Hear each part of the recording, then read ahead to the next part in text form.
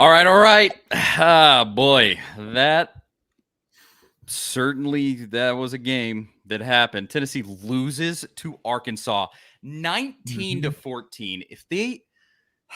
I don't even know where to begin with this. Some of the worst situational awareness I have ever seen. I mean, Nico just pulled a Joe Milton right there at the end of the game, a literal thing that Joe Milton did against Ole Miss a few years ago. Was that the mustard? Oh, yeah, that was the mustard game. And Hendon got hurt. Joe comes in, and Joe chooses to not throw the ball to the end zone. Complete embarrassment. This game is stupid. Let's talk about it. It is brought to you by the good folks, Farm Bureau Health Plan Zen Sports. We'll talk about that later. Sad that they have to get brought into this. But that was a dumb game that ended on an idiotic play by a player who is either not ready yet or isn't going to be the guy that we thought he was going to be. Let's kick us off, Crump. What are you thinking?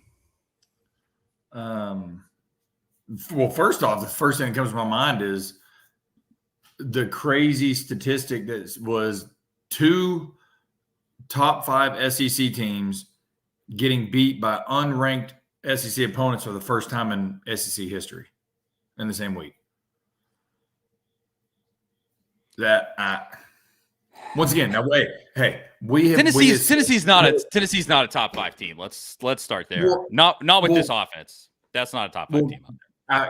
What have I been saying though? Our offense is run first. If we don't run the ball well, we don't win. We're in for 174 tonight.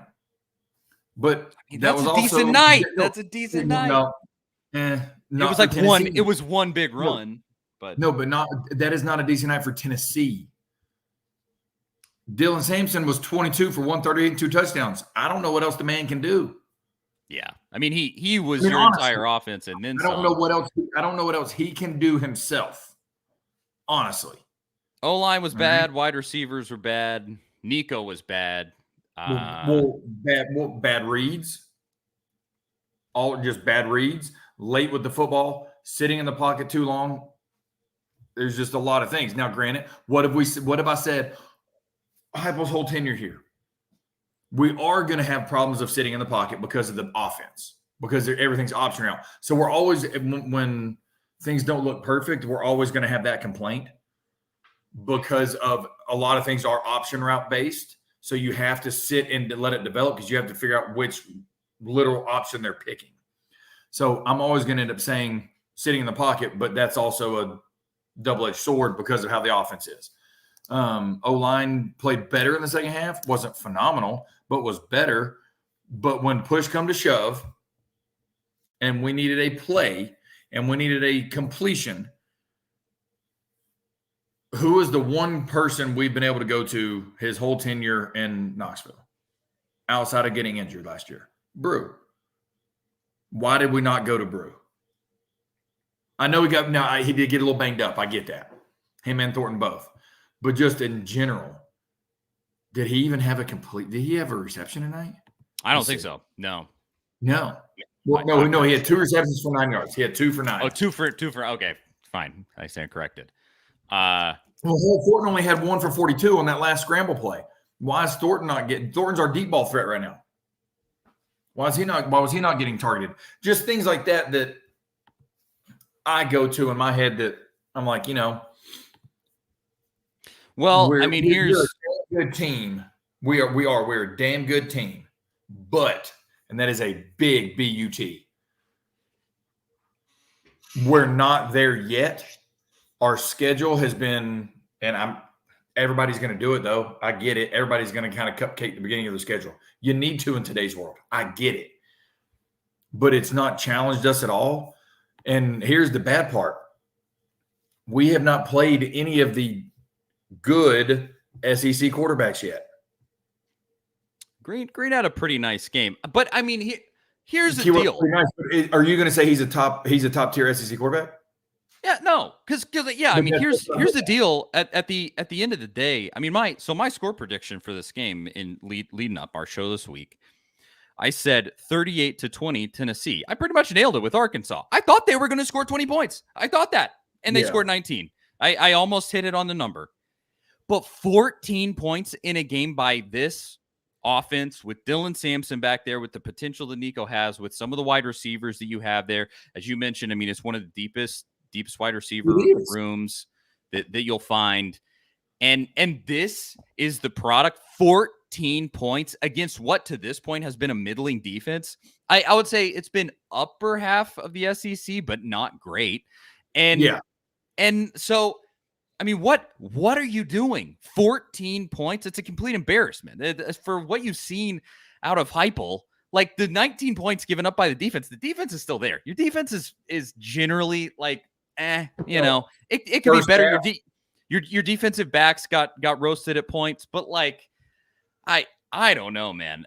With our offense giving up 19 points, you should win in a lot of your ball games. You should exactly. You should win. Giving up, and with our offensive system, giving up 19 points, we should win 95% of our ball games. Yes. Now, granted, exactly. The defense didn't play great in the first half, but what did we say at halftime, though? They only gave up 3 points.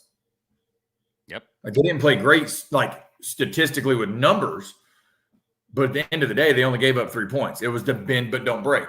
What have we been this whole time, like his whole tenure? Bend but don't break. We haven't given up crazy numbers of points very often. You know what I'm saying? You had multiple opportunities to just get a few first downs and break their back. I mean, you had the 14-13 lead, and you move the ball some, and this game's over. It would have been done, especially there with 3 minutes left or whatever it was. Probably two first downs, game's over, and you couldn't muster up one. And in fact, I believe it was a false start, and you just, screwed around. So many false starts from Lance Hurd, a 5-star guy that you got in from the transfer portal that I'm sure is getting a pretty penny through NIL. And he stunk tonight. 3 or 4 false starts on him alone. Yeah. In this game, it was horrific. And just all the way around, for this to be the effort that you put out there coming off of a bye week leaves me pretty much speechless, because it's shocking how appalling this was from the offense. Yeah. Like I said, the defense gave up what I thought they were going to give up almost to the number. But the offense, and here's the thing, and that last touchdown though was actually given up. Yeah, they let him score literally. You'll see very few examples of a team where it was so clear they literally stepped out of the way and went, "Here you go ahead." And score. Which at that point, I'm not going to disagree with that. At least give ourselves a chance. Yeah, that's the best statistical choice. They're going to bleed the clock for 2 seconds, and you're going to have to return a kick. Like, I understand that, and I get that. The part I don't understand. We get down to the 25-yard line. There's 35 seconds left. Why did we snap the ball with 17? That's a great question. 18 seconds, dude, guys, that is a minimum 2 plays. Minimum. Yeah. What the hell are we doing there? The clock management, all through that. The clock was running while Herb Street was talking about the scramble, and he was circled the wrong receiver, but whatever. While he was doing that, the clock was running. We snapped the ball, and I was like, guys, we just wasted 18 seconds. We could have, at that point, went for the first down, not the end zone. That's the stuff I don't get. I know we had a timeout. We're trying to save it. I get it. But where I don't get is you blow the timeout with 13 seconds left on the play clock. I don't understand that. Why waste that timeout? There's still 13 seconds left, 6 seconds on the game clock, 13 on the play clock, and we waste that timeout. The clock management in a general sense coming down in that final stretch was, like much in this game, absolutely appalling. I mean, it was just really bad. Honestly, really bad. The last drive all around sucked, except for the scramble. You lost. We fumbled the next snap. Thank God Sampson had awareness. Yeah, that's the only reason that wasn't a complete screw up. Yeah, I mean you got circles coached around you by a guy who in his tenure at Arkansas has been known to be a coach that screws stuff up. Like, Pittman has become known to be like, oh, he loses every close game he coaches in because that's who he is. And you lost to that guy. in a close game. My opinion is we just saved his job. You very well may have. I mean, Tennessee. Like, I'm serious. Again, I think we saved his job at Arkansas. Yeah, Tennessee's not a top 5 team, and I think that'll prove itself out. At least not right now. I mean, the offense has to take leaps and bounds before that. Here's the only. It's a top 5 defense. Yeah, but here's the only positive I'm going to say. It's not a positive, by the way. Is Ole Miss has a loss, Georgia's got a loss, Bama's got a loss, Kentucky's got a loss. See, like Vandy's got 2 losses. At least that helps us in the SEC. It doesn't help us as far as national ranking, but it does help us in the SEC. Now, if we win tonight, we're in the driver's seat the rest of the damn year. Yep. But we didn't win tonight. We got outplayed, outcoached, out schemed, out everything. And it's going to hurt me to say this, but freaking Arkansas's offense schematically is on point. That was good. They did a good job. Yeah, no, but he does a good job offensive. Now, hey, we all know what he did as the head coach at Arkansas back in the day. He's not a good dude, not a good human. But Petrino he's a good OC. But you have locked yourself into you have to win everything but the Georgia game from here on, or you either have to lose Alabama. You have to split with Georgia. Minimum, if we lose another game, you have to split with Georgia and Bama. If you lose them both, with that. If we only lose one of those and still go 10-2, we got a chance. Yeah, that depends on honestly at that point. It's not we don't control our own destiny at that point. To control our own destinies, we got to go 11-1. And what I'm hoping. And this is, at this point, hoping against hope because I don't think that you've seen real signs that this is going to happen.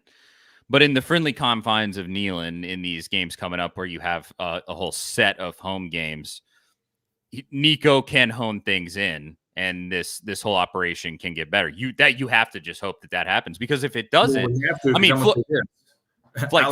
Alabama's coming real soon, and their defense is pretty damn good. Well, in Florida, Florida. Yeah, they're not a complete pushover. I think I don't know what ended up happening. They were beating UCF decently. But still, I'm just saying the reason why they're not a pushover is because now after this performance, the whatever people want to call it, where everybody get about Florida, oh my God, we can't beat them, blah blah blah blah blah, sets in. Oh yeah, and you see what I'm saying? Like that's the part that's going to set in this week. If we're 5-0, it's a totally different ballgame. Now we're 4-1 going, oh, shoot, and that's the part that sucks because they're next. At this point, Florida's not a pushover. Vandy's not a pushover. They've proved that tonight. Now I'm not going to say. Now, granted, we could go put 70 on Vandy. Who knows? You know what I'm saying? We don't know. Alabama's not a pushover. Kentucky's not a pushover this year. You know what I mean? Like the easiest game from here on out is freaking UTEP.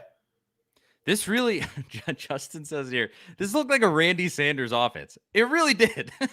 Actually, Randy, when Randy had dudes, Randy he had his moments. Awesome. When Randy had Jason Witten and Casey Clausen in that crew, they were firepower.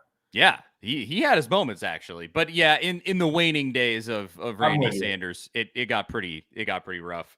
I give you that. Yeah, it really does. Like this is more the style of game that you had back in those days where your defense is powerful and you just got to find the points to score to win the game. And I mean, again, what I will go back to perpetually with this game for this entire week is you score 20 points. Are you kidding me? Score 20 damn points and you win the football game. How hard is that? Like, come on. 20 points? You had 20 points at halftime. Oh, we had 19 at halftime last week against a better defense in Oklahoma, at least a better defensive line. Yeah, had 19. What are we doing? That's what I can't get over. We had 10 penalties for 60 yards. I mean, horrendous. That's bad. I mean, that's bad. A very, very consequential one in the blocked or the running into the kicker. Yes. One. Oh. So I think it was a phenomenal acting job. Oh yeah, but credit to the kicker. Hold on, Timothy asked if I saw his comment. Yeah, we've had a few sent in. We just haven't gotten to the pay comments yet. I mean, I'll just touch real quick on Timothy's. Like he had 2 of them.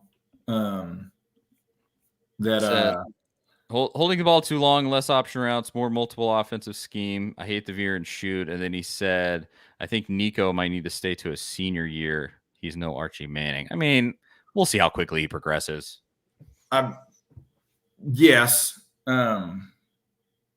Because that's the offensive system we're going to run. I'm sorry. Like it is. Heupel's not going to go away from that. Listen, I've been honest about it his whole tenure. It is awesome when you've got a receiver that runs a 4-3 and you can just freaking run by them and lay that thing up 70 yards.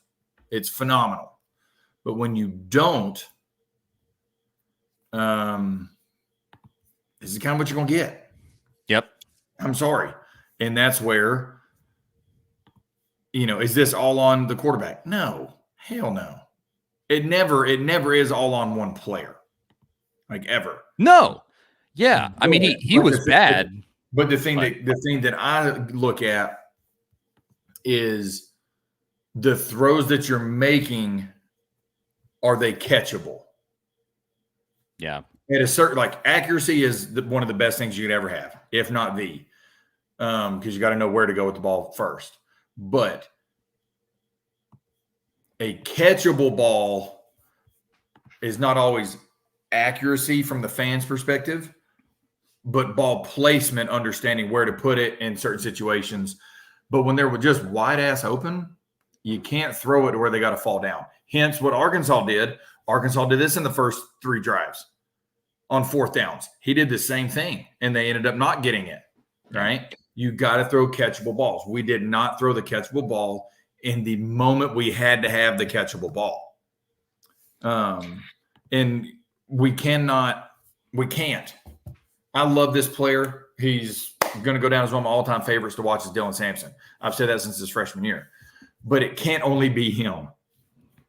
It can't. He cannot. And I'm not saying we got to play 14 running backs. That's not what I'm getting at. I'm just saying the offense cannot only be Dylan Sampson. Yeah. And tonight, that's what it was. It literally was him. He rushed for 20 yards less than we threw himself. He rushed for 20 yards less than we threw for tonight. Yes. James comments. He says, Joe Milton 2.0. Nico missed multiple reads. Tight MVP says, why not call a timeout after that long throw? We blew it. Why not call a timeout after that long throw? I did wonder that. Timeout, but you gotta get up there. Look, you have headsets now. Yeah. The clock does not start until it's blown ready. By the way, the officials have to run down there and blow it ready to, like, they set the ball. You've got time to go ahead and get a play in. You've got time to go ahead and literally say the play to the quarterback while everybody's signaling to the receivers and all that stuff. There's no reason to waste 18 seconds. There's not at all. 0. And it just is hard to see that.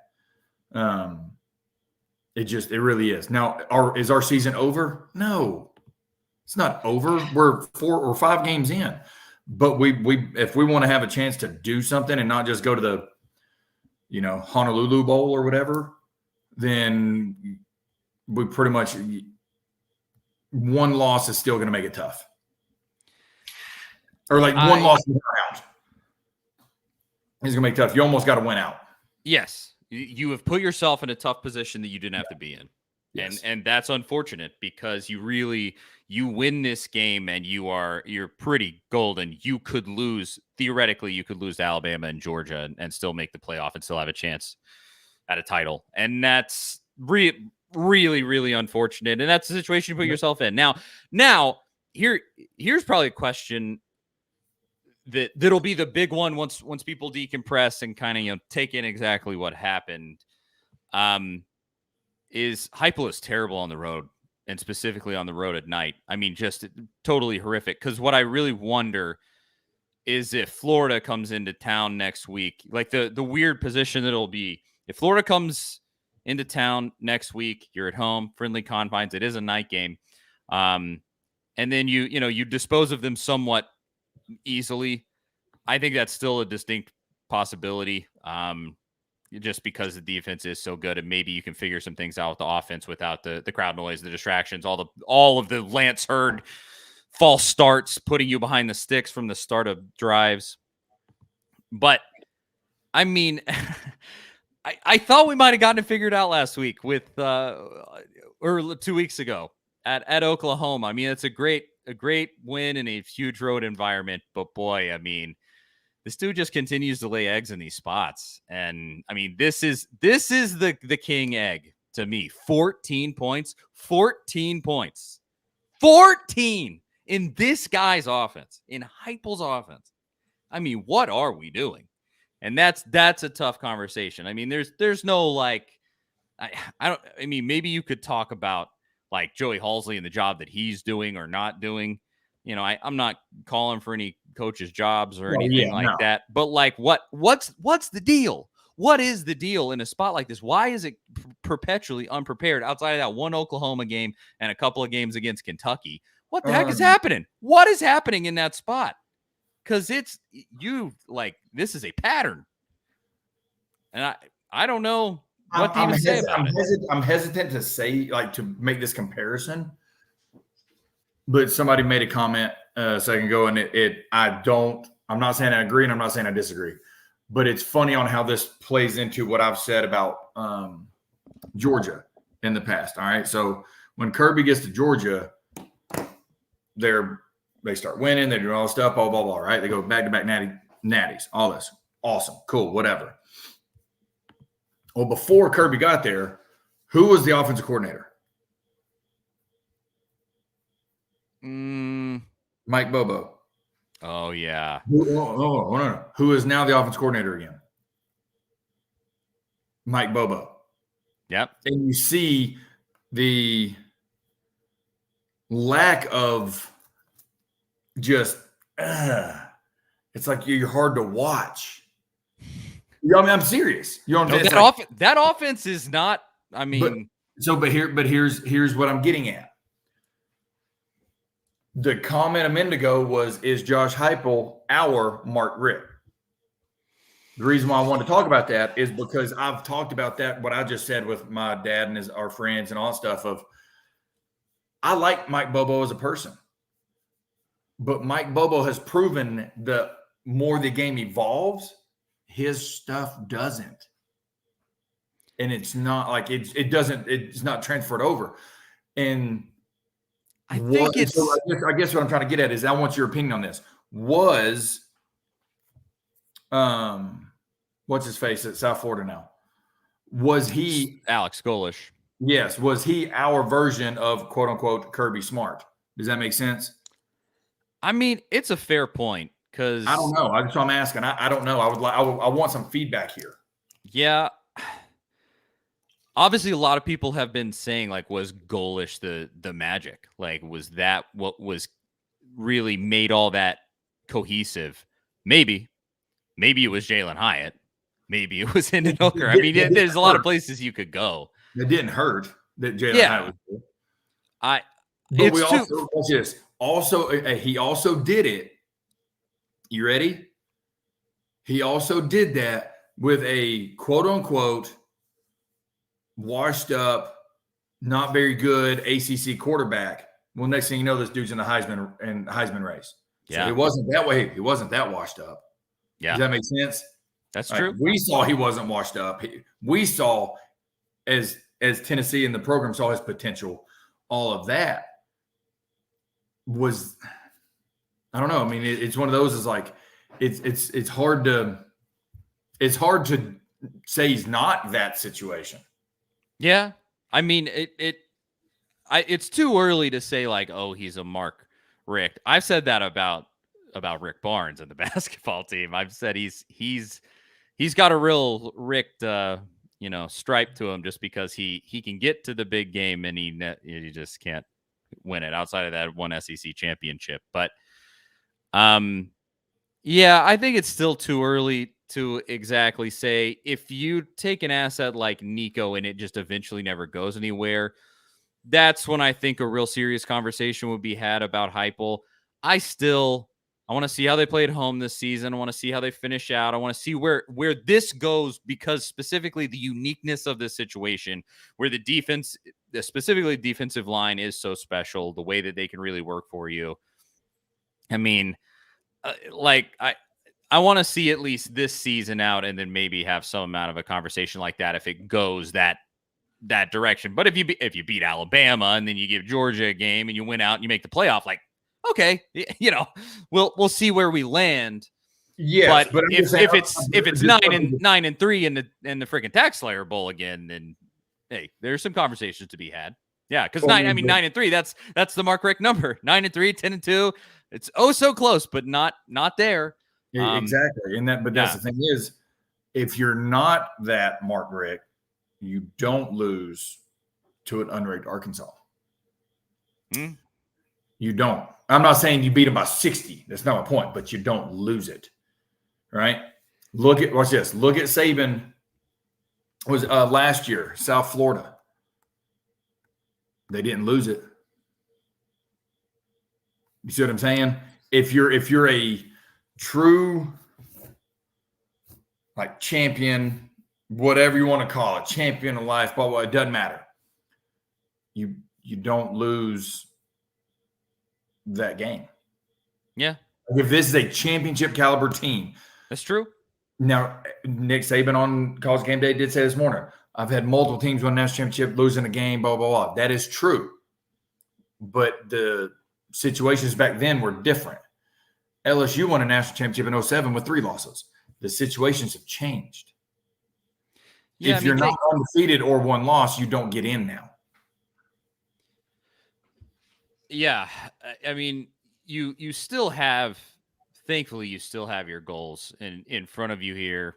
And I think this stretch starting with Florida is, I mean, this is going to be true kind of perpetually for Heupel's entire time with different, big stretches and seasons. But this is the biggest stretch of his time at Tennessee, because I think it's shown that it's not just going to be magic with Nico. And what can you do with that situation? How does Heupel handle it?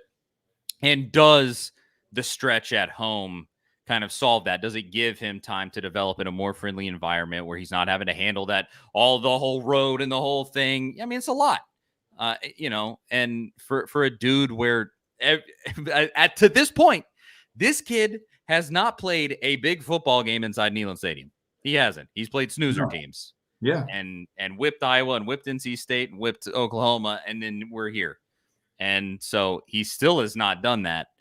And maybe that happens. I think there's going to be a lot to glean from this season. It's in terms of the Heupel era at Tennessee, I think you're going to learn a ton now that we've seen that this is the depth that your offense can stoop to this season. I will put it this way, flat out, plain and simple. I did not think there was a game where Tennessee's offense would only score 14 points outside of playing against Georgia. I didn't think this was possible. Even I didn't see that. Yeah, I'm not going to say I saw like 40, but I saw at least mid 20s. It's like a lack of imagination on our part, I guess. It's just like I truly could not imagine that this was even a possibility. I mean, it's like the little rant I had before. It's freaking 20 points. It's 20 points in the Heupel era. I'm sorry. That's a halftime score in most games for Josh Heupel. Like 20, that's all you needed. And you couldn't do it. Arkansas just gave the recipe, so to speak, to how to beat us offensively. Absolutely, they did. Well, because, if you play inside leverage man-to-man, rock your safeties between a 2-man and or just a 1 robber, so you can still have a semi-spy if you play robber. You can take away any of our little quick screens. You can take away any of our 14-yard stop routes, which are called fallouts. You can take away that stuff. Then if you have a D-line that is worth a damn, and you can get pressure with a 4-man rush like they did tonight, this is what we'll get. Yep. This is what it is. We've got to get – I'm not saying you got to get like, create a playbook on NCAA crazy, nothing like that. But like we got to have a little bit of creativity besides inside zone, motion the tight end out to throw a screen, motion the tight end back in to run split zone. Like we got to have something a little different. We do. Yeah, you have to do something. And maybe this is a wake-up call and the things, the pieces start to fall into place after this, after you got your butt kicked. Yeah. I don't know. Watch this. And I'll stand corrected. A comment right here says Oklahoma showed it. Actually, Pittman said it Wednesday or Thursday. Well, there you go.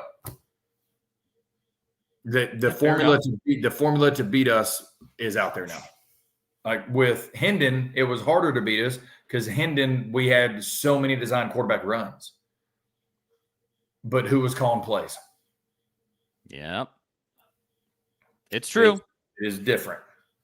It is different. And that's let's get to this. Tons of people watching. Everything that we've said there, maybe it was goalish. The whole, everybody heard that conversation. Tennessee loses 19-14 to Arkansas. What is one word to describe how you're feeling right now? Yeah, this is going to be an interesting one with how many people are watching and commenting. This will get bad. Drop into the comments and give us your one word for how you are feeling right now after watching what we just had to frankly endure. I think that's the right word. What we had to just endure. Drop into the comments. Give us your one word, and Crompton and I will give ours. But I got to tell you about Farm Bureau Health Plans. Farm Bureau has been serving Tennesseans for over 75 years. Much has changed in Tennessee over the years, but some has stayed the same. Farm Bureau Health Plans has always valued personal relationships, especially when it comes to good health and good service. Plan on Farm Bureau for health, dental, and vision. For better coverage, better rates, and better service, go to fbhp.com/ATOZ or walk into one of their 200-plus locations across the state. That is fbhp.com/ATOZ. Farm Bureau Health Plans there. I'm seeing the counter here. 60 comments so far already. One word for how you are feeling currently before we read everybody's responses. I'll throw it to you, Crump. How you feeling? Just confused. Okay. In the sense of kind of what we talked about the whole show, and a lot of people have talked about it comment-wise, just confused on play calling and how the sequence of it, we're like uber predictable right now, like very, very predictable, which is, as a play caller, that's the last thing you want to be called, is predictable, like the last thing, because then you start trying to press and try to come up with things that aren't really sound. Right. And I don't know if that's what they're doing, because it doesn't look like that. But I'm just saying, it doesn't look like they're coming up with anything new. Certainly not. That's why I'm confused, because we have a really good set of skill players, and we're not putting them in the position to be successful. At the end of the day, do we have a receiver that's like Williams at Alabama? Not really. Him and the dude at Ohio State are generational talents. But do we have dudes that can go make freaking ball plays? Yes. Do we have guys that can go make an NFL roster? Yeah. At what point are we just going to give them a freaking chance? Yeah. Notice what happened. Notice what happened with Alabama and Georgia last week. Alabama's down. All right. 2:31 or whatever to go, or whatever it was. They just straight up throw the dude a go ball double coverage, and he goes and makes a play. Oh, hey, Alabama's down today at Vandy. They just say, you know what? My dude's better than you. They did the same thing. My dude's better than you. This time they just threw it to the left instead of the right. My dude's better than you. When are we going to let the, excuse my language, but when are we going to let our nuts drop? Right. It's that simple to me. That's where my brain, like, when are we going to let that happen? And just go freaking, if it doesn't work, at least you gave it your best damn shot. That's why I'm confused. It feels, I mean, I already brought up to your point of Heupel Richt comparisons. Again, I think it's a little premature, but we'll see how everything plays out. But I told you I've made that comparison with Rick Barnes. There have been seasons with Rick Barnes where he's had some 5-star guys. Now, this last season with Connect, he fed Connect, and you made it to the Elite Eight for the first time in however long. And he goes 17th overall. Give the man the ball. What did he do? He gave the man the ball. But there have been seasons where he had, 1, 2 5-star guys that could just play, just off the charts athletic ability. And it always felt like he's sort of like he was just forcing his system my way or the highway. We're going to play this way. We're going to do. And he didn't just go out there and be the dude. Go out there and be the dude you are. And that all it was so frustrating to watch. I think, I do wonder, why is there not just more let these guys go make a play? I mean, you even look at the overthrown ball, the long ball to Squirrel White. Like it's a teachable moment for Nico thinking of that. Underthrow that ball. And it's got to be catchable. But that goes back to what I said earlier. You got to throw a catchable ball. Yes. It just has to be in the vicinity, because then you can work on a pass interference. If it's uncatchable, maybe your guy does catch it. There's more options there, and those things have to happen too. Yes. And hopefully Squirrel's all right. It looked like a collarbone, wrist, something. Because if you notice, they had to try to hold his arm up when he was walking out. Well, and maybe that's the chance for Mike Matthews, young gun, to get there. The Tennessee's 5-star freshman, like, get that guy in the game. Really, it was Chaz Nimrod that they ended up going with instead. But I'm not sure. Well, before I go into mine, let's read what, again, one word for how you're feeling. 1914, Tennessee blows it against Arkansas. Server says depressed. Depressed says Faison. Speaking of Faison Brandy, you're already ready to just replace Nico just like that? Dang. Ethan says normal. Big Ten Jeff. I will say this. Of course. Hey, I will on that how you just that comment you said though. Oklahoma did. Oklahoma, what? Gave up on their 5-star quarterback early on too. I'm not saying it's justified, but I understand why comments are saying that, because other teams have done it too. You don't have another young guy behind him. That's also why I said in the go find a freaking proven starter in the portal that, like Ole Miss did a couple years ago from old buddy from Oklahoma State. You got to have a true, in today's world, you got to have a true proven veteran backup to win a natty. I mean, fair enough. Chris Head says overrated. That's how I'm feeling right now, sadly. Dejected says Charles. Hopeless says Jason. Unexpected, Danny. Tremel says douchey. Not sure exactly why. Cole says Seth disappointed. Ryan angry. Jared lol. Depressed. Devastated. David and Tim. Kelly depressed. Yeah, I mean, that's going to be the bulk of it. There's so many comments like that. I would just go, I'm not sure exactly how to boil this down into one word. Corner. There's your one word. You've backed yourself into a corner here. You're right. Because you win this game and the world is your oyster. You, like we were just saying, you can go in and now be able to continue to develop Nico within Neyland Stadium, in these next few games. And you would give yourself the runway to lose to Bama, to lose to Georgia, still make the playoff. you just really took away a lot of options that you had.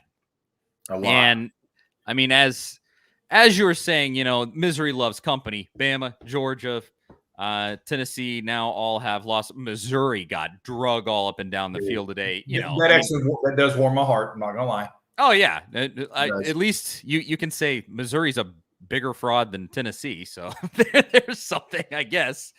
Yay! Yeah, moral victories all around. But it just would have been so great if you could have just hung on to win. I mean, there still would have been a lot to talk about here because you would have played terribly. But if if the defense steps up there, they don't let them score that touchdown at the end, and maybe you score the winning touch. I don't know.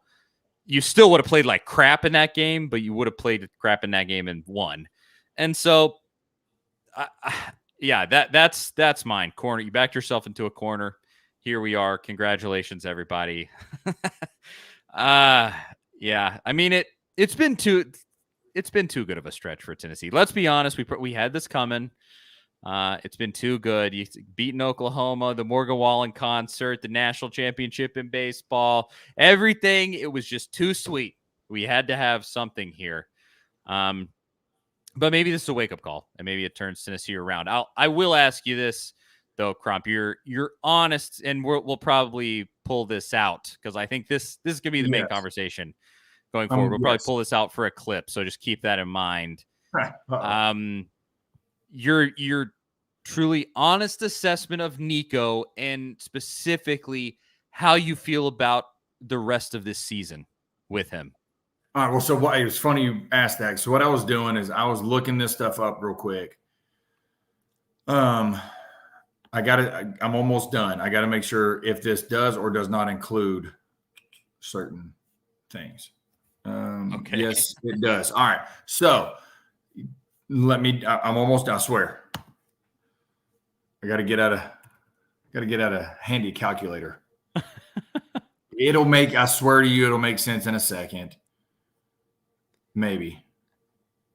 I hope so. This is a live show right here, folks. I don't know where. All good. We got this. We got this. Okay. All right. So, damn, it's really not as far off as I thought it was. All right.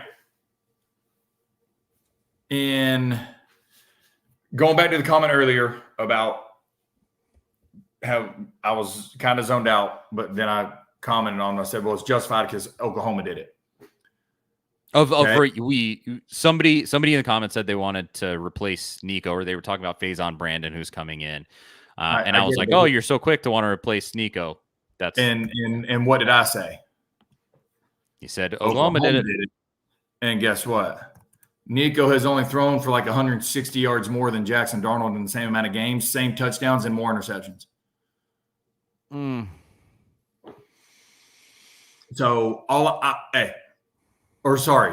same amount of interceptions. All I'm going with is what have we seen as a staff? And this is none of us can answer this because we're not in those meeting rooms, right? But if I'm on that staff, my question is, what have we seen that says this is my guy, do or die till the end, no matter what? Because if another team in my conference is willing to pull the trigger on a younger kid or a transfer kid or whatever the situation might be, because every school's different, and we have the same record, and there's only like 150 yards difference in passing, and we're not even averaging 2 touchdowns passing a game. Actually, we're really barely at 1.5. That's all I'm getting at. I'm not saying bench him. I want to say that. Before I give my assessment, I wanted to bring that up because that's when you were talking, I was pulling up the stats. I'm not saying bench him. I'm saying in the harsh reality of this. No, exactly. But the harsh reality of this line of business is your job is questioned every day. Like, that's just the reality. Your job is questioned every day. So that's the reason why I was pulling up the stats to show. I am not sitting here saying bench him. That is not what I'm getting at. Okay. I want to preference that. But statistically,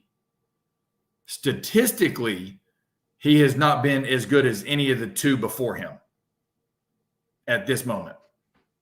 Yeah. I mean, this is as he is averaging, or go ahead while I'm doing this. Well, I mean, I was going to say, as I already mentioned, lack of imagination on my part. I literally didn't think a 14-point game was even possible. I didn't for Josh Heupel offense. Because we're only averaging 177 yards of passing a game. Ugh. Now, granted, that does count. Two games. Or Nico is, we'll say it that way. But you know what? Sure. Hey, when it comes to the end of the season awards, that's what they go by. They don't go, well, he didn't play this half. He didn't play this half, right? Yeah. I mean, he sat out. He even sat out the fourth quarter of the NC State game. But exactly. No, so that is not to his fault. That's a great team accomplishment. When that happens, that is a great team thing. All I'm trying to get at is if other teams they obviously didn't see something in Jackson Arnold. Otherwise, they don't pull him that quick. There's something that our coaching staff sees in him in a good way. I guess my thing is we've got to stop, and this is for every fan base. I said this a few weeks ago about Cade Klubnik. We have to stop anointing these players, especially at quarterback, the next second coming to Jesus without ever really playing a talented opponent. Yeah. Because what I'm getting at is it's unfair judgment on them when it doesn't go said way in one game. You know what I'm saying? Well, here are the facts on the ground. With all that said, they're not going to go to Gaston Moore, so him getting pulled is not an option. And I would say they shouldn't. They shouldn't do that. I do think his ceiling is high, personally. I mean, you've seen some of the throws that he can make, and especially some of the plays that he can make with his legs. I think some of this is the fact that he's not being used to his full potential also. I think some of it is the fact that what we've already talked about, where he's starting his career in the first 6 games, 3 of them being either neutral site or truly hostile road games. I mean, that's not the best, trial by fire. That's not the greatest way to start your career. And so he's, barring injury, he's your guy for the rest of this season, probably the rest of next season. Oh yeah. And so I'll ask again. I'll give my actual assessment. Yeah, how do you think he's going to come along from here? Florida next week. Their defense is pretty bad. They held UCF to 13 points today. But they're near the bottom of the conference in defense overall. How do you think he'll fare the rest of the year? Well, the rest of the year, I'm hoping I don't know statistically how he'll be because I'm not in the meeting rooms with them. Like as far as how much we throw and run the ball. I do what I guess my hope and what I want to see out of him is to get more decisive in the RPO game. Right. Which that just comes with that comes with repetition. That comes with in practice reps, yes, help, but that comes with game reps. All right. Because in practice, you do try to script it certain ways from the coach's perspective to try to get a certain look rather than seeing how you're going to react when crap hits the fan. Right. So I hope we progress in that sense. And honestly, I really want to see him. He throws the ball fine, but you're gonna laugh when I say this. From a quarterback's perspective, the time to get into the game, and Josh Allen is this way. He's even admitted it. He needs to get his damn bell rung once, so he stops running scared. And realizing, oh hey, I'm not gonna die. Like I'm not getting my head taken off right this second. Because honestly, how slippery he is. But if you notice though, when he's about to get hit, it goes. He crumples up. Yep. Just run free. Now there's a time to get out of bounds, a time to slide and all that. Yes. But just I think he needs to have that careless mentality when he's running, like I'm also a big human being too. So that's where I hope he progresses the most, because then the down the field throws are going to open up. That's when they get opened up because RPOs, short underneath throws, being accurate with those, being more efficient with those, being quicker with those, getting the ball out of your hands. Now they jump up. Now we can run by them. That's because then Thornton can run by. Squirrel can run by them. We can't run by them when they're 14 yards off. Yeah. It's just what it is. I mean, we can't. Nobody can run by somebody that is just at this level that is sitting at 14 yards deep waiting on it. Even Jalen Hyatt can't do that. But he had the RPO game was tremendous. Quarterback run game was really, really good then. So they had to prepare for a lot of stuff, and they came down in the box more, so we were able to go by them. That's what I want. That's what I want to see him progress in, is the RPO game and more free and careless in the QB run, not with the ball and not just running to run, but like every now and then it's okay to put your head down and go. I'm not saying go in there and try to run over Florida's 400-pound D lineman. That's not what I'm getting at. I'm saying every time you're about to get hit, don't tense up and crumple and almost like put your body in reverse. Well, I would go and show. I wouldn't show much of the Butch Jones era to anybody, but I would show specifically how Josh Dobbs ran the football, because I always thought he was really smart when plays broke down, and he intelligently sought contact. Like I thought where he picked his spots, and he honestly has a decently similar build to Nico. But see, Hendon was really good at it too, and this is the same system. Yeah, he was. So That's it's true. a lot easier. It's a lot easier for your brain to process when it's the exact same system. Yeah, that's true. Yeah. But it just, I mean, in like this comment right here, and somebody asked me earlier, I don't know where it's at, about are we run first? I've been saying that for 4 years. We are a run first football team. 100% we are. But then where it was like it's hard to not be predictable. I'm using my words. I can't find it. Hard to not be predictable when it's run, pass. Run, you know. Yeah. And that's where we're at right now. So I'm hoping we get the passes get opened up more when some of those runs are QB runs. But in our QB runs, he's got to be willing to put his body on the line to go make a play every now and then. Not every play calls for that quarterback run. But we can't I'm serious. Like, and I've thought this before this season, watching him run, it's almost like when he's about to get hit, he tries to go in reverse before he gets hit. Mm-hmm. Like, just go. Just do it. Put your head down and go. It's all right. You know, if it's 4-on-1, obviously you're probably gonna have to make a business decision. I'm not, I get it. Yeah, I mean, you know what I mean? Yeah. You know what I mean? Yeah. Like, certain times be smart, but not every time do you put your foot in the ground and go poof, and try to backpedal away from getting hit. Yeah. Well, hopefully with these games coming up in Neyland, they can get their act together more where they're not in a hostile environment, having to deal with that whole side of things, like clean up the penalties. And as we already said, your goals are there, but if you're going to score 14 points a game, they're not. Like, period. I said it earlier for anyone that wasn't listening. I mean, my prediction for this game was 38-20 Tennessee, and Arkansas nearly hit it on the number. And Tennessee's offense blew up in a way that I literally didn't think was truly possible. Yes. So score 30 points a game. And with this defense, it seems like 30 points a game is going to win you most games with this defense. It seems like it. Yeah. I think that's a pretty fair assessment over maybe not Alabama. But I think Georgia's offense is pretty wretched. Like, what 30 will win it. What's giving our defense the most problems? What did you think? Giving our defense the most problems? Well, I mean, it's always, the DBs just perpetually, Not this year. Not so far. Not the biggest problem. No. Yes, but like the biggest problem. And I'm going to come to this. Remind me to find Charles's comment. It's a great question, but I want to hear what y'all think first. There it is. A mobile quarterback. Yeah. Mm-hmm. We play a mobile quarterback.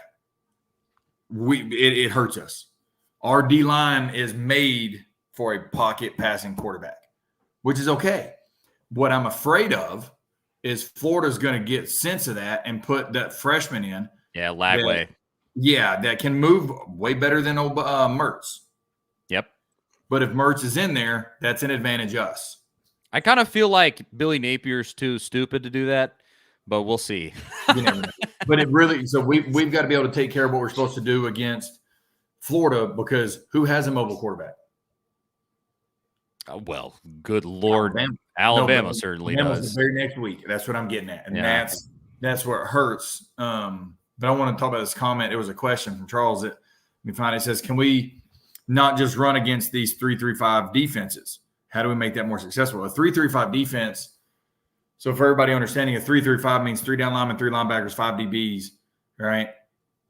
And depending on your formation, depends on how the 3 linebackers are lined up.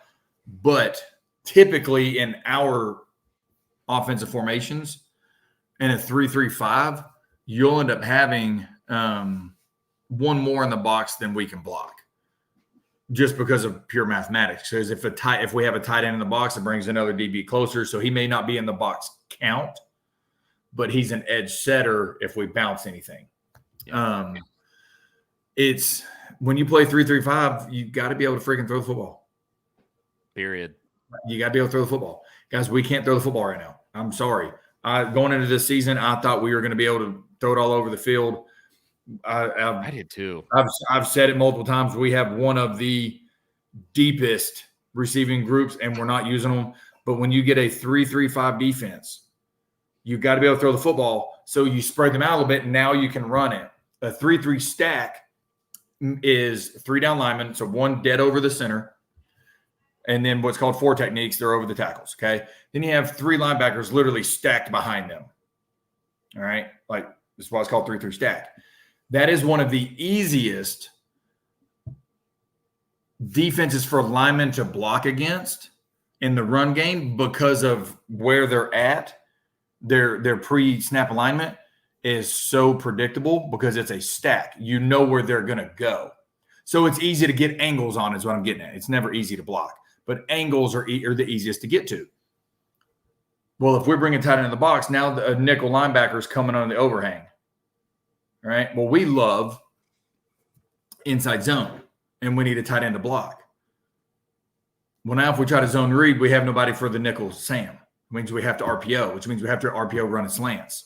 Alabama won a national championship doing nothing but RPO slants with all those guys. Literally. That's true. Yeah. They won a national championship by going RPO slant, slant, slant. We have to be able to RPO slants when we bring a tight end into the box against a 3-3-5 defense. We're not adjusting that, guys. That is the simplest adjustment known to man in football. We're not even doing that. I don't know why. That is, I'm not in the meeting rooms. I couldn't tell you. And the comment I don't about get it. I don't either. He can deliver that. He can deliver that pass. He can. Like I said, but this is, once again, I don't get it. If I showed y'all my game plan sheet from my high school, y'all would go, holy crap, you're a psychopath. Yes. Like, because we have an answer for everything. We adjust in the middle of the game. I just 2 weeks ago or 3 weeks ago, because we haven't played since, I had my tight end 4 touchdowns in a game off of adjustments during the game. Why? Because we can adjust during the game. And I'm not saying I'm the smartest man. That's not what I'm getting at. I'm just talking about adjustments. I'm just saying you got to be able to adjust. And a slant RPO is the easiest adjustment. It is. All right. And then somebody asked why we can't throw the ball. We can't. It's hard to throw it when every route is an option route. And when they're sitting at 14 because they're really not scared of any of us throwing slants or hitches or any of that. They're just playing 14 yards off and going, you're not going to run by me. So our 14-yard stop routes, it's actually, this stuff's really fun for me, by the way. Sorry. Like, so a 14-yard stop, the best coverage to throw that against is press man. Okay. And the reason why is when you get an outside release, you sell the go route. So the DB turns his head and looks, and then you stop at 14 yards. Because once DBs are taught, once you get 10 to 12, if the receiver's head turns, your head turns. That's why you stop at 14. See what I'm saying? And we run those, but nobody's press manning us right now. It's really easy to sit there and stop it against zone coverage 14 yards off. That's the stuff that we've got to be able to literally effectively run an RPO to get them to come back up. So now we can run by them. And that's all it is. Did we get our butt kicked tonight? Yeah. We got our butt kicked on the field, on the sidelines, in the booths. Honestly, the only place we didn't get our butt kicked tonight was probably the equipment guys. Because those guys are I'm being serious, because those guys are top notch. Those are probably the only place we didn't. That's probably the only place we didn't get our butt kicked tonight. And it's just what it is. I like talking adjustments and what we should do, in my opinion. I can talk about this stuff all night, but we don't need to. It's a perpetual thing we've had that conversation before. He is a my way or the highway type of dude. Yeah. And you live by the sword, you die by the sword. Our defense holding that offense to 19 points after how they started. I was hating on the defense at halftime, but what was the bottom line? They gave up 3 points. Yeah. It's just what it is. Our defense, if we only give up 19 a game, guys, if you would have told me we only gave up 19 a game all year, I would have said we were 12-0. Yes, exactly. That is the part that makes me the absolute most ill here. Yeah. Is it's not like they ran it up on you, or you unexpectedly you let them score 45 points and so you lost. They scored the amount pretty close to what you thought they were going to score. And you couldn't muster up 20 points. I mean, I can't say it enough because it's just so shocking. Oh no, 20 points. Trust me, I completely agree. Yeah. I mean, it's just ridiculous. And again, I tie it back to already what we've talked about. Heupel sucks on the road in a night game. That Oklahoma game was the exception, not the rule. And he's made a habit out of this. Don't know what it is. Hopefully he gets it together with Florida next week. But I'm not sure. I'm going back to last year's schedule and looking at our losses. 10 points, 7 points, 20 points, and 16 points. All right. They don't really lose close games typically. But here's the thing. Well, no, I say only, but Florida, we only gave up 29. We gave up 34 to Bama, 36 and 38. Our defense is playing better this year than it was last year in games. Now, granted, I'm not talking about the previous. I'm not talking about NC State, Chattanooga, all them, but Oklahoma and Arkansas, SEC opponents right now, statistically, is playing better than last year. Yep. They are. But the crappy part is we can't give up 16 unanswered points, meaning our offense has to go freaking do something. Yeah, period. There is zero excuse for losing this game. You couldn't score 20 points. And I don't say that to disparage Arkansas at all. Arkansas played the game they needed to play. Yeah, this defense against any defense in America should be able to score 20 points. Yeah. This offense against any defense in America should be able to score 20 points. Yes. Period. That's it. That's all. Arkansas should have had to score 35 to win this game. Like that, if Tennessee played correctly, that is, my final point. That's it. It is confusing, but I do love getting. Sorry, my computer's okay. It's 19%. We're good. We're pretty much done. Yeah. Questions about the schematics of football. I love those. So anybody ever has those questions, throw them in here. I'm free to talk about them. That stuff's fun. I know enough about this offense to tell you what we are and aren't doing without going too deep. Say it that way. It's just I've said it since he's gotten here. I love his energy. I love the way he treats the players.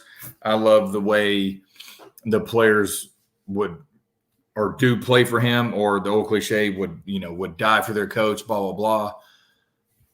But go back and look from the time he got hired. Have I ever been in love with the system? No, you have not. I have not. You haven't. And that is you're not going to love every system. That's part of it. But I have never been a huge proponent of this offensive system. I mean, be honest with you, I'd rather have Mike Leach's air raid than this. Now, granted, you're going to run the ball 3 times in a season doing that. But I'm just saying, but at least there's answers to almost everything in that system. Army and Navy, there are answers to almost everything in their option system. On paper, there's an answer to everything in this veer and shoot system. On paper, but you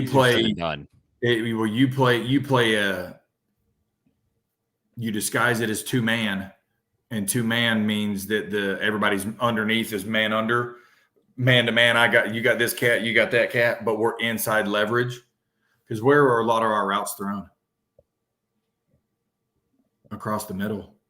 Well, it's really hard to play across the middle. Notice that Slaughter got us late on that drive because he knew what route was coming, and he hard inside and threw the guy over the top and then undercut it and almost picked it off.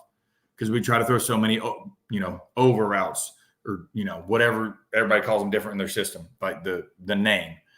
But doing that, you play a disguised 2-man and you go to wherever your dude or their dude receiver is, and you play that safety like it's 2-man, but then drop him down late, send the other one back to the middle of the field, and now you can cover everybody because in this system, we hardly ever throw the ball like deep out to the field. What do you think Oklahoma and Arkansas has done the past 2 games? Our offense has been very stagnant the past 2 games because he cannot, at the moment, he cannot throw against man-to-man coverage. Yeah, I mean, stagnant is being kind to what we watched in this one. Good Lord. It's frustrating. That's really the long and the short of it. Embarrassing loss, really terrible. Not the end of the season. I did see a tweet. So Miami is losing to Cal, I think if they end up losing, it's like number 1, number 4, number 7, 8, 10, and 11 all will have lost today. I mean, total. Listen, we'll just go back, start week 1 over. You know what I'm saying? It kind of feels that way in a sense. Everybody just start new, no biggie. No, dude, that's crazy. I didn't know Cal was winning. Let's go. Yeah, if Miami got pushed majorly last week. Maybe they've been cruising for a bruising. So yeah, 21-10 start of the third quarter. So let's go. Here's the thing. Like I said a few weeks ago or at the beginning of the year, I want Stanford Cal ACC championship game. Well, Stanford sucks, so I don't think that's going to happen. But that's not going to happen. But you know what? I still got hope in Cal. Let's go. Yeah, they're on track. Stanford lost to Virginia Tech by 31-7 today. So, and everyone, by the way, Virginia Tech, they really did beat Miami. Well, that was a catch. Just saying. I agree. Hey, and Vandy beat VT. Guys, Vandy's not a pushover this year. I'm just saying. Vandy and Kentucky will always be Vandy and Kentucky in my mind. Is Georgia State the best team in America? Folks are asking. They beat Vandy. Vandy beats Alabama. Well, here's the thing, though. Oklahoma State beat Arkansas. Yep, and Oklahoma State is terrible. So here, the bottom line is you just got to be the best team on that day. It's that simple. You can't win it if you ain't in it. We got to find a way. Sorry, Cal pick 6. Let's go. This is from Austin Stanley. Cal pick 6. This is great. And he texted us and he said, from the top 20 teams today, 7 wins, 6 losses, and 7 buys. This is folks on bye got to be happy. They're about to jump up. So here's all we have to do. Like I said, you can't win it if you ain't in it, right? We got to. It's the old gut check time, nut crunch time, whatever you want to call it. You got to dig deep, find a way to go. How do we win? Like today, not tomorrow, not blah blah blah, not blah blah blah. How do we win today? Meaning at practice. How do we win? Or tomorrow? How do we win tomorrow's film study? How do we win Monday practice? How do we win Tuesday's practice? How do we win Wednesday's practice? You either get better or you get worse. You never stay the same. And we have to have that mindset of let's win today, and that'll transfer over to Saturdays. And every Saturday, you just got to be 1-0. And I know that's cliche. The coaches too. I know that's what I'm talking about. That's what I'm saying. The whole building. I know that's cliche, but that's how we're going to get this in, because you can't win it if you're not in it. It's that simple. We got to find a way. This was my question 2 weeks ago because of the bye week. Would you rather have a home playoff game or be the top 4? I could give, in this day and age, it is all fine and dandy to hang that banner that says SEC champions. I want the national championship banner. It's all great that Rick Barnes and them won the SEC, but they didn't win the Natty. Does that make sense? We just got to be one of the top 12, which for the champions, group of 5 is number 5, so there's 7 spots available. 7 spots. How do you get to that point? Ultimately, it is by winning the SEC, obviously. But I'm just saying, like, you got to, at the end of the day, you've got to be one of the 7. You got to win every day, better than the one before, and they got to hold each other accountable, and they can't be afraid of hard conversations. Yeah, just get there. It's that simple. You cannot shy away from the hard conversation as teammates, as coaches, and as players to coach. Yeah, those conversations have to be had. Is this we had a players only meeting type of week? It might be. No, I don't think we're there. I don't personally. I just think the bottom line is the hard conversations got to be this, and this have to be done, or we'll go to boom, boom, boom, whatever the scenario may be. The players only meetings, those are all, you want to know the truth? 90% of the time, that's just for people to make themselves feel better. Like players only meetings, because there's a lot of players that sit there and go, dude, this was freaking pointless. Like, Jesus. You know what I'm saying? Like, there's a lot of that.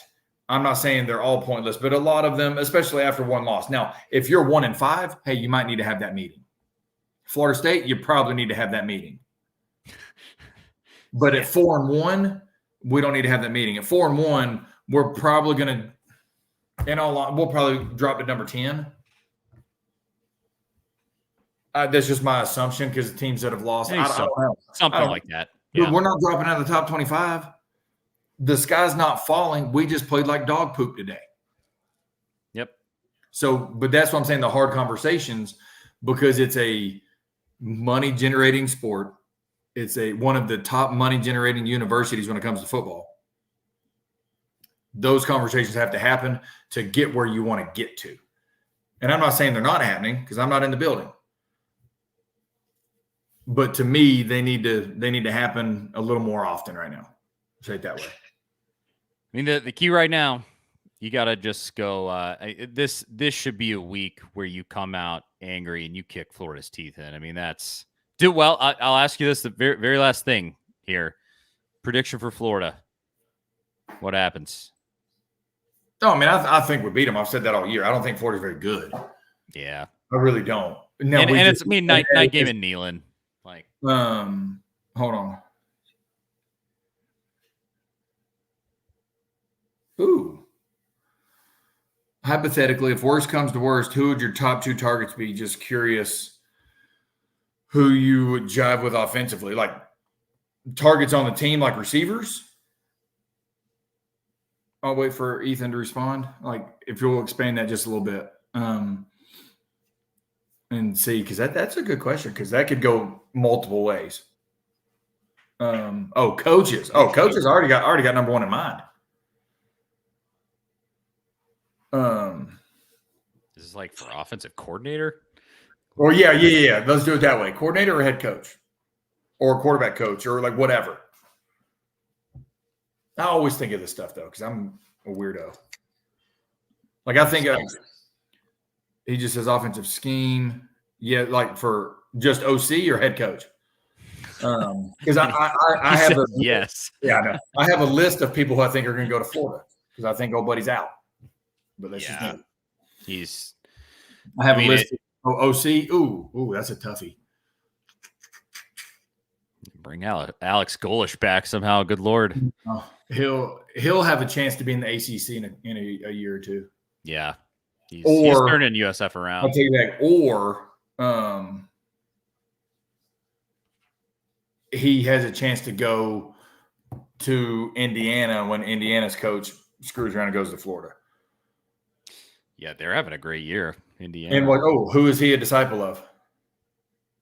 I honestly don't know. Nick Saban. Oh.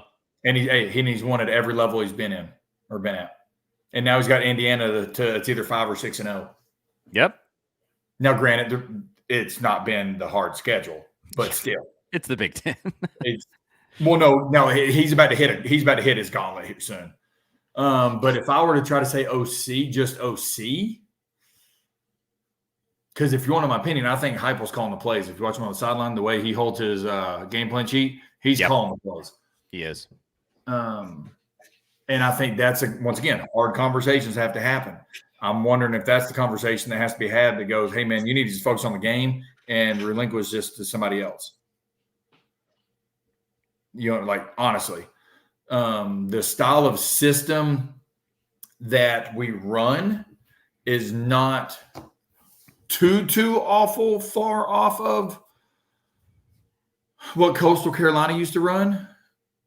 Theirs was a little more option based than ours, but I'm saying that to say, don't overlook Willie Corn at Liberty, OC.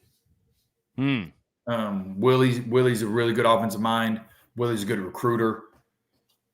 They obviously did really well at Liberty when he went there from Coastal.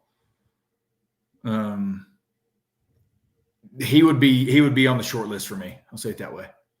Because of what the system we run, it would transfer over closer to Heupel stuff. Now, if I was going to go hypothetically, everybody got washed out, I'm calling Chadwell. Yeah. Oh, yeah. I mean, it's just what it is. But Heupel's keep it in house. He really likes continuity. Yes, which you got to respect, because if you notice, that's what Liberty did, Coastal going to Liberty going to Indiana. Like everybody does that now. You keep your dudes with you until they get a promotion. Yep. What I don't want to see happen is like at Purdue, where they just fire the OC 5 weeks in. I don't think that's a good look, because that tells me that you have given up on your system. But yeah, I mean, I think if the season, if you don't start scoring more than 14 points in a game, that might be a move to make. I don't know. And that's what I'm saying. Like, but watch this. When did Georgia take that last little hump before Rick? Now they went up and then they went back down, though. Say it that way. They did go up early when Bobo first took over OC, when Rick finally let him call the plays. But then it ended not great, but still. It took Rick until like 2012 or 13 or whatever it was to relinquish play calling. There may have been a little earlier than that, but it wasn't. It wasn't. Even though Bobo was the coordinator, he didn't call plays for a long time. Same thing with Kiffin. Same thing with Kiffin. Kiffin calls the plays. Yeah, I hope it doesn't come to some hard-headed nonsense like that. But you never know. Yeah, so many of these guys are like, they just believe in themselves to a fault, and I don't know. It's still too early to be. Oh dang, Ethan, that's the best one. I'm done after this one. I swear, that's the best one that I've heard. Chadwell over Bronco Mendenhall? Nope. I get it. He goes, I just get a Dabo by the Heupel. All those offensive hires are in staff, which is because think about it. Dabo's system has kind of started tapering down when his two OC or his co-coordinators and D coordinator left him. It makes a difference. Dabo's not the one calling. He's not calling the shots in that way. Damn, I didn't think of it that way. It makes a difference, man. Damn, it does. Like that. That one got me. I ain't gonna lie. Well, it's almost 1 a.m. I need to go to local bed. time, Eastern Standard Time. I will say, just to end it here, Cromp, you're in Western North Carolina, right in the thick of it. Yeah. You are good to go. Obviously, you're here with us with the lights on and internet working. Yeah.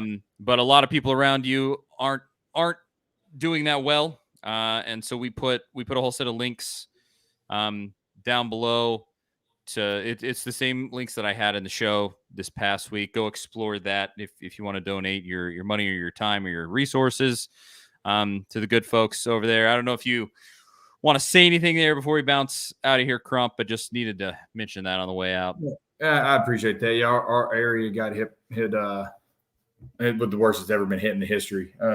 It's crazy. A lot of resilient people, a lot of companies from Ontario, Canada, Detroit, Michigan, up in Connecticut, coming down, power companies that are here for a long time, trying to make sure everybody gets back up and running, debris cleanup, a lot of volunteering opportunities that have been taken by a lot of teenagers that have just wanted to go out and help with everything.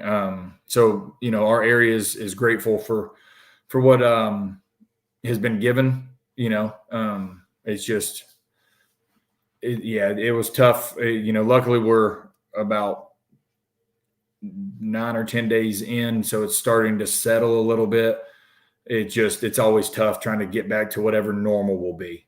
And so just keep everybody in your thoughts in this area, if you don't mind. It's been tough for a lot of people. It really has, but we'll always get through it. Like I said, go down, check out all the links down below. One of them is to a tweet of mine where I asked people to send in links, and so just look at the replies on that tweet. Ton of good resources there. Just check it out. And otherwise, this stunk out loud. Yep, it did. Boy. Yep. Tennessee sucked eggs tonight, and what are you gonna do? Here we are. We were flying too close to the sun with the Oklahoma win and the Morgan Wallen and all that stuff. Had to come crashing back down to earth. I'm Charlie Burris. That is former Vols quarterback Jonathan Crompton. We will be back for that Florida game. Win, lose, draw. Join us right here. A to Z Sports Nashville and A to Z Sports Tennessee Vols are the YouTube channel, specifically that A to Z Sports Tennessee Vols. We're trying to get the subscribers up. Go over and subscribe. All Tennessee content, no Titans content over there. And we got Lucas Panzica doing videos for us if you listen to him on 104.5. It's good stuff. Anything else as we're on the way out, Crump? I think it's about it. We covered a lot. This is probably the longest postgame show we've ever done. I think it is, but in a situation like this, sometimes you got to just talk it out. So exactly. There you go. Thanks again to everybody for watching. Seriously, we could not do this without you. We truly appreciate it, and we will talk to y'all next week.